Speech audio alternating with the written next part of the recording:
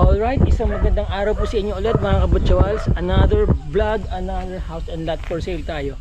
Dito po tayo ngayon sa San Antonio, Zambales, Barangay Esteban.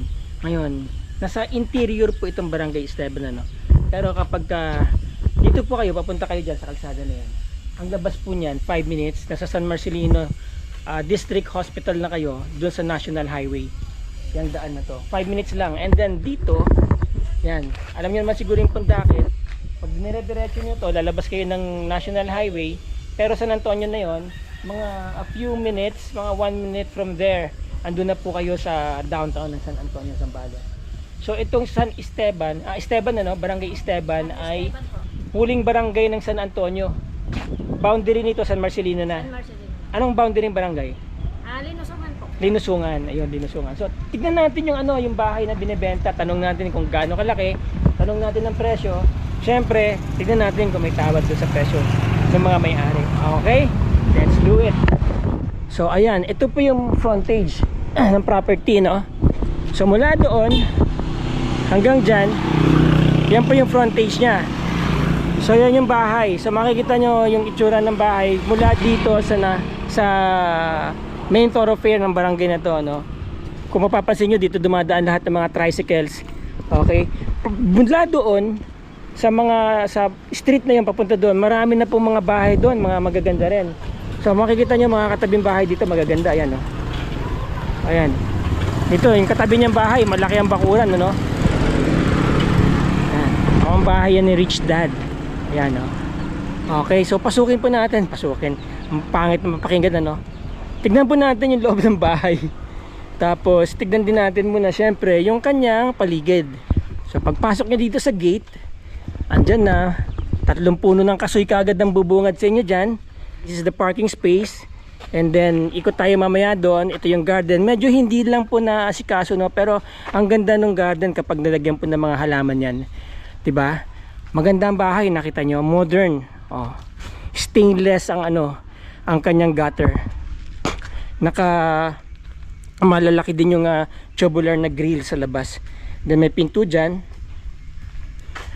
Tapos nakita nyo nakabakod na, di ba? Ngayon ang property, mga ma'am sir, ha, malaki, oh, may puno ng talisay dito, oh. So malaki po ang property. Tanong natin mamaya kung anong tinatanim nila dito, pero malaki po. Ayan, oh.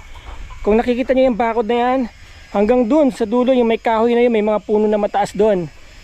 Tapos ito, yung naka barbed wire na fence, no? Hanggang dun. Part po ng property yan, dire-diretso. Ito kasama yung bahay. Ang frontage siguro ng bahay na to, more or less, kung di ako nagkakamali, 20 meters, sir, frontage. Ano po yung frontage ng bahay niyo, sir? Itong bahay, Yung harap, yung bakod po. hindi ko Okay, but anyway mga kapag tingin ko mga 20 siguro, 15 to 20. 21 square meter. Okay, by the way, introduce ko muna sa inyo si Sir. Siya po yung may-ari ng bahay, si Sir. Sir, pwede ko ba Hi. masabi yung pangalan niyo? Ako po si Arthur Abi. Opo. So, ilan po yung area ng property niyo, Sir? 3,023 square meter. 3,023 square meters. Tapos ito pong bahay. Itong bahay na ito, yung bali, yung buong loob is nasa 150 square meter. Okay, kailan po natayo to? 20. Hindi ko na Mga ilang years na po sa tingin niyo? Estimate. Mga na kami dito, 8 years 80 years. So more or less mga 9-10 years yung bahay. Or kayo din po ba nagpatayo? Kasalukuyan nung nabili namin to, hindi nagtagal, pinatayon din namin. Kayo na po nagpatayo nito. So mga 8 years tong bahay, ano po? Mga 8 years old. Okay, so ilang bedrooms po meron sa loob? Isang master bedroom at saka dalawang Parang guest room para sa mga bata, para sa mga anak. para sa mga anak. Sir, pwede po ba natin masilip yung loob ng bahay?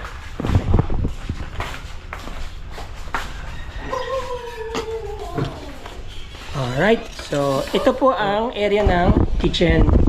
So po natin light. Yan. So may mga built-in cabinets na po dyan. Then ito yung dining area. Ang ganda ng bahay, ang ganda ng loob, oh. Ganda. Ang ganda ng bahay na to.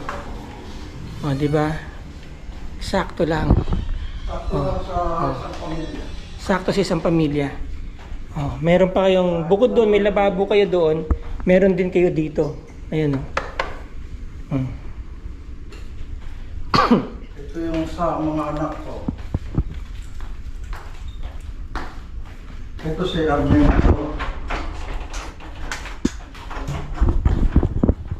So ito po yung sa mga bata. Okay. Yan. Ito yung natutulog. Okay lang sir. Yun lang natin taas. Yun. Ito, Alright. Babae po? babae. Okay. So yan. So solid na mga pintuan nila ha. So ito, silipin natin ng CR. Oh, ito po ang CR. Okay.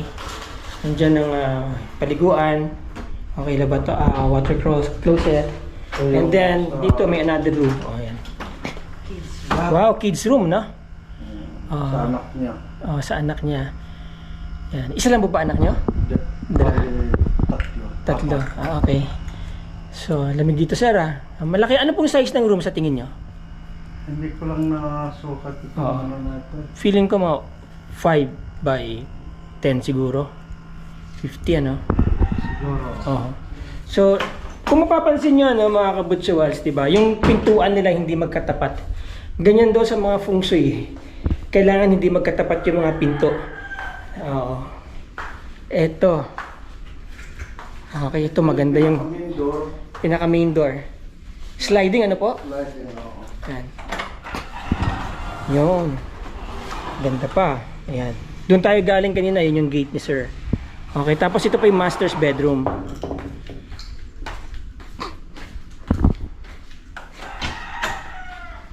Ah. Okay. Yun. So, nakapalibot ang kita nyo dito. May bintana po kayo dito. Pwede nyo silipin kung sino yung nasa gate. Ayan o. Strategically located po yung master's bedroom. Kikita nyo kaagad yung mga nasa harap ninyo. Ayan. Oh, di ba? So, doon po tayo galing kanina. Doon po yung gate. So, ito po yung totality ng master's bedroom. Malaki po ang master's bedroom. Oo, malaki. Oh.